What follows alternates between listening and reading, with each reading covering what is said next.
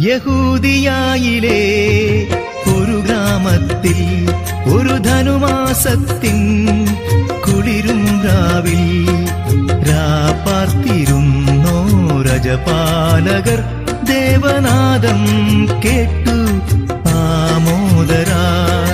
വർണ്ണരാജികൾ വിടരും വാനിൽ, വെള്ളിമേഘങ്ങൾ ഒഴുകും രാവിൽ.